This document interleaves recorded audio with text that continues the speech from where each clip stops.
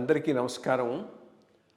IYR talks మొదలుపెట్టి ఎఫెక్టివ్గా postings మొదలుపెట్టి ఒక సంవత్సర కాలం అయింది. ఈ సంవత్సర కాలంలో సబ్స్క్రైబర్స్ బేసు 3,000 నుంచి 33,000 దాకా పెరిగింది. ఐవైఆర్ టాక్స్ను ఆదరిస్తున్న మీ అందరికీ నా ధన్యవాదాలు. భవిష్యత్తులో కూడా ఇదే రకంగా ఐవైఆర్ టాక్స్ని మీరు ఆదరిస్తారని ఆశిస్తూ ఉన్నాను. Thank you. నమస్కారం కృష్ణారావు గారు. ఐవైఆర్ టాక్స్కి సుస్వాగతం.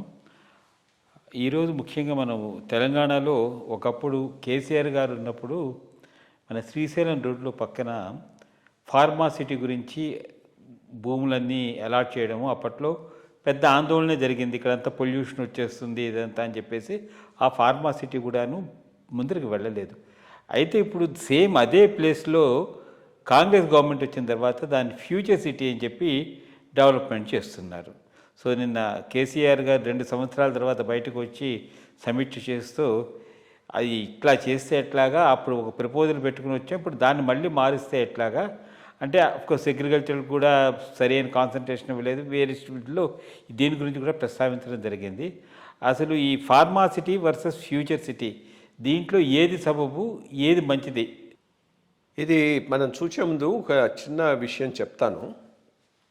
హైదరాబాద్ ఇంత డెవలప్ అయ్యి ఈ స్టేజ్లో ఉండటానికి ప్రధానమైన కారణం చంద్రబాబు నాయుడు గారి పాలసీస్ను, ఆయన మొదలుపెట్టిన స్కీమ్స్ను రాజశేఖర్ రెడ్డి గారు అట్లాగే కంటిన్యూ చేశాడు.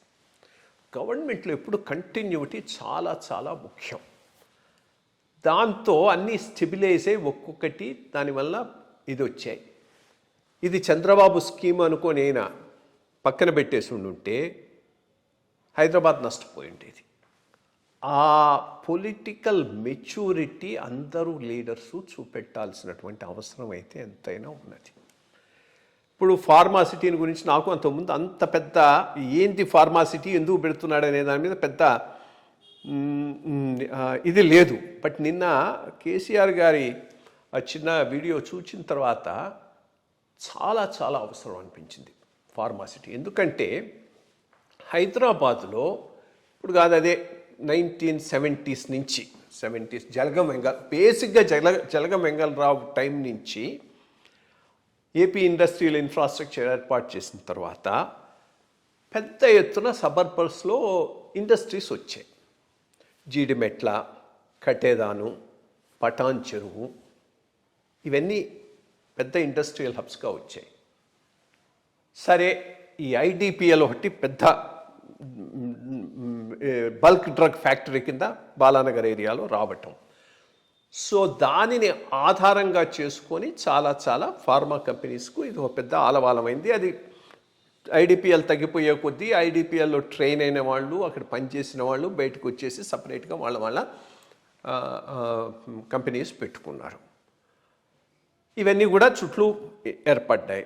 సరే, ఈ లోపల జినోమ్ వ్యాలీ అన్నారు, అక్కడ కొన్ని ఏర్పడ్డాయి. బట్ బేసిక్ పాయింట్ ఏంటి అంటే ఇండస్ట్రియల్ స్టాండర్డ్స్, వరల్డ్ క్లాస్ స్టాండర్డ్స్ను పాటిస్తూ పెట్టినవి ఇవి ఏవి కావు. దాంతో ఎంత దారుణం అంటే లోకల్ నీళ్ళన్నీ పొల్యూట్ అయిపోయినాయి. ఈ వ్యర్థాలని, కెమికల్ ఇండస్ట్రీ కదా బేసిక్గా, pharma is a chemical industry. So lot of dangerous effluents ఇష్టం వచ్చినట్టు వదిలేస్తున్నారు. అంటే ఈ కంపెనీల యొక్క సక్సెస్ అంతా కూడా బేస్డ్ అపాన్ ఆ లోకల్ పాపులేషన్ యొక్క హెల్త్ని అడ్వర్స్గా ఎఫెక్ట్ చేస్తూ ఇవి గ్రో అయినాయి. చాలా దారుణమైనటువంటి విషయం అదే. చాలా సో ఈరోజు వరల్డ్ వైడ్గా చాలా మంచి ఎఫ్లూయెంట్ ట్రీట్మెంట్ సిస్టమ్స్ వచ్చాయి. సో ఈ ఎఫ్లూయెంట్ ట్రీట్మెంట్ సిస్టమ్స్తో, నెట్ జీరో ఎఫ్లూయెంట్స్తో స్టేట్ ఆఫ్ ది ఆర్ట్గా ఒక ఫార్మాసిటీని ఏర్పాటు చేసి ఆ వచ్చేటటువంటి ఎఫ్లూయెంట్స్ కన్నిటికీ common treatment plants, common infrastructure ఇచ్చి వీటినన్నింటినీ ఒక చోట పెట్టడానికి వీలుంటుందని ఒక డిస్కషన్ చేశామని చెప్తున్నాడు.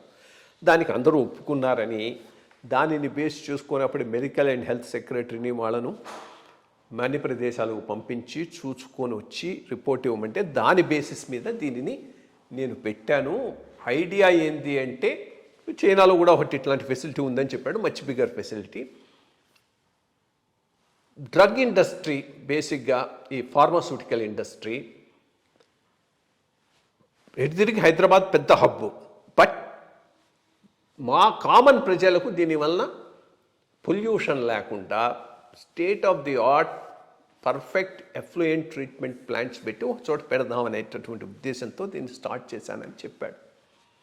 అదే ఉద్దేశంతో స్టార్ట్ చేసింది అయ్యుండి దానికి ఫార్మా కంపెనీస్ అన్నింటినీ ఫార్మల్గా కానీ ఇన్ఫార్మల్గా కానీ అగ్రి అయ్యుండి ఉంటే దానిని మార్చడం అయితే సరైనటువంటి విధానం కాదు. అది అట్లాగే కొనసాగించి ఉంటేనే బాగుండేది. ఫ్యూచర్ సిటీ అంటారా, సరే ఎడి తిరిగి సాఫ్ట్వేర్ ఫ్యూచర్ సిటీ ఇటు అయిపోయింది, మాదాపూరు ఇదే అయిపోయింది. ఎంత దానిని ఇక్కడి నుంచి ట్రాన్స్ఫర్ చేద్దామని రాజశేఖర రెడ్డి దానికి ప్రయత్నం చేశాడు. యాక్చువల్గా రాజశేఖర రెడ్డి ఏం చేశాడు, వీళ్ళెవరు ఇన్ఫోసిస్ వాళ్ళని వచ్చి అడిగితే ఘట్కేశ్వర్ సైడ్ ల్యాండ్ ఇచ్చాడు.